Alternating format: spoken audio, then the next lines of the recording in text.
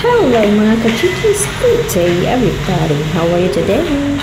For today's video mga kajikis, ito yung ating continuation ng ating part 2 na pagpunta natin sa Pag-ibig Fund. Ang last na natin pagpunta dito. So ayan,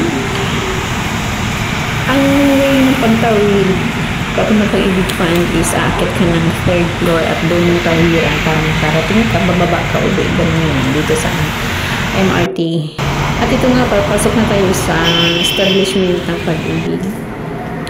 Ay, mahaba ang pila. So, may number tayo dyan. Wait lang tayo sa ating calling by number ring. Pero sa pinuntahan ko, sa step 2 yata yan.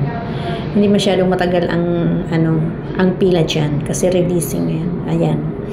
So, habang naghihintay ang lola nyo, selfie muna, o di ba? Hogard yan. Hogard. Part 2 and last na natin pagpunta dyan sa fund na yan, Pag-ibig. So, ayan. Ito yun. Tapos na rin tayo sa wakas. Ito yung second time natin na pumunta at hindi na tayo babalik dito. So, ayan. Thank you for watching. See you in my next vlog. Bye! Bakit pa kasi nagpapaalam? Nag-umpisa pa lang tayo ng ating second part. Ayan, enjoy watching mga ka-GGs. So, ayan, aakyatin pala natin ulit yun.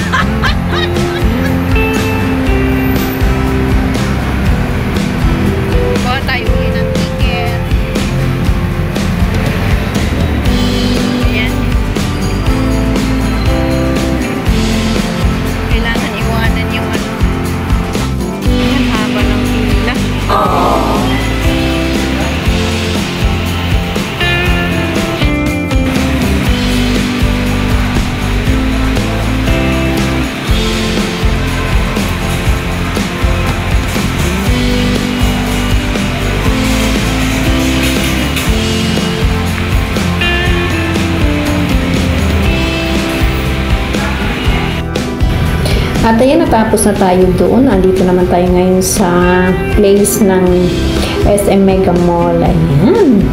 Pakit-cute muna ang lola nyo dyan. Pa-selfie kasi ang ganda nga naman ng mga views dyan. Diba? Ayan. EDSA po yan. Ayan. And dyan Concentrix na yan. Concentrix building. Dyan tayo nag-apply before. Yan. O diba, ang lakas po kaya ng hangin dyan, nililipad yung aking hot. O diba, mamula-mula na. Nagpapahiwatig na talagang Pasko na. Huwag yun ang balutin niyo sa akin. Jikush-kush niyo na lang Bikini men. So, ayan, lilipad yung ating sombrero. Lakas ng hangin. Ayan, naglalakbay tayo dyan at talagang inaalam natin yung place para hindi naman tayo maligaw. Pero talaga namang pabalik-balik na lang ako dyan sa place na yan. Ay, iniisip ko pa talaga kung ano yan. Pero nasa ano tayo?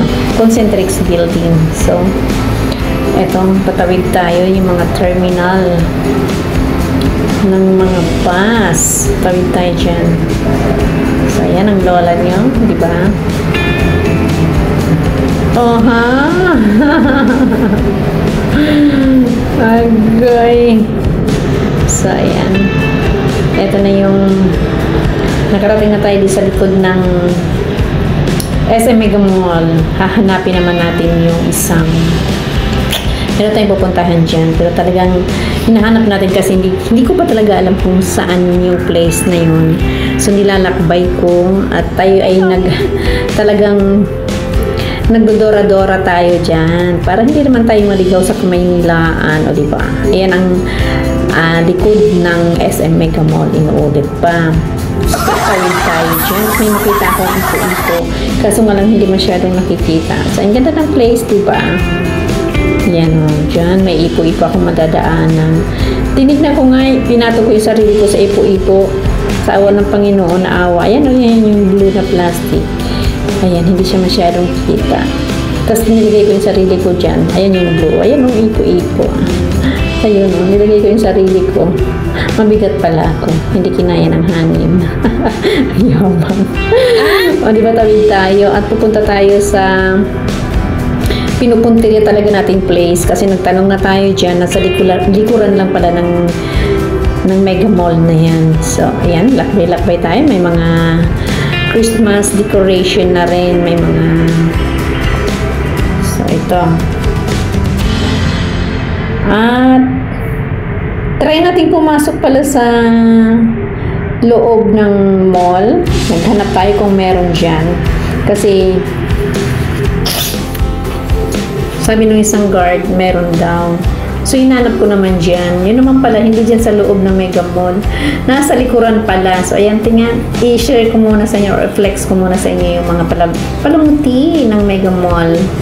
Ayan. O, diba? Christmas na talaga. Dumating lang yung bar. Ayan na, nagbarbera na sila. At gutom na tayo dyan. So, kailangan ma-process muna yung ating alam na this. So, ayan. Lalakad tayo dyan. At kailangan palang lumabas. Ayan, si Jubilee. Ayan, lalapitan niya pa yan. So, ayan o. Sabik na sabik ang bata sa Jubilee. Ayan. O, diba?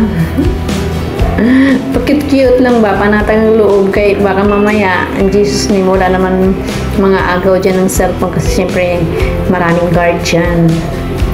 Kapag ako yung nag-selfie or nag-vlog sila, basta takot ako talaga. Nakatingin ako kaliwat kanan, likod, harap. Alam mo may mata sa likod. So, hinahanap ko, hindi ko talaga mahanap. Nagtanong tayo ulit. Doon lalabas pala ako. Ito yung exit niya. Ayan. Sundan nyo lang po ako mga ka-GGs. Yes! So, diba? Lalabas tayo dyan. Pero bago maglabas-labas, ang lola nyo, ayan. Kung ano yung makikita, i-share mo na at i-flex sa inyo. So, madalas na tayong nagpupunta dyan. Pero bagamat minsan nakakalimutan ng lola nyo yung place. Ayan, ang sarap po. Ay, ang sarap. Ayan. Ayan. Matyanapay. Gutom na tayo dyan. Dangat ay gusto natin matapos talaga yung ating transaction dito sa place na ito. Ayan na, palabas na tayo. Exit na. Ayan. Exit. So, lumabas talaga tayo kasi dito pala ang place na pupuntahan natin. Agoy, pumasok pa tayo sa loob. Ikot-ikot pa. Wala naman pala doon yung establishment na yon. Dito lang pala. At least, nakita ko na. Ayan o. Pakita ko muna yung mga mga halamanan nila at tayo ay tatawid dyan. O, diba? O, diba mga hanging plants? Sinabit nila sa kanilang pader. At maganda naman tingnan. So, ayan, tawid tayo dito. Yan, ang hirap tumawid. No. Diba? O, tawid na, hindi tawid na. Agoy, o, mo tawid. Sunday, oy. Yan. Ayaw pa rin. O yan, stop. Sabi ko stop. Pag hindi ka mag-stop, lagot ka sa akin. O sige. Nagwara-wara, tigulang. Oy. Ah, grabe talaga mga Pilipino. Uy, ayaw hi. Ito yung pinuntahan natin, no? Pakita naman dyan. Ayan, no? San Miguel. Dito tayo. Nakikita mo ba? Wow! Ayun. Ayan. Dyan tayo pupunta. At 1 oras tayo dyan. At pagkatapos ay tayo na kumain dahil gutom na ang lola nyo. So, tara, kain tayo. Samahan nyo akong kumain. Wow! Ayan. Yan lang yung kinain ng lola nyo, sapat na yan. Pero kung merong dugo pa yung legs na yun, babalik ko talaga. Oh. Ang buti naman ayos sa King Chow. Ayan. So, tapos na tayong kumain. Tayo ay, ano bang gagawin mo pa, Virginia? Papasok-pasok tayo kung saan. Ay, 3rd floor pala.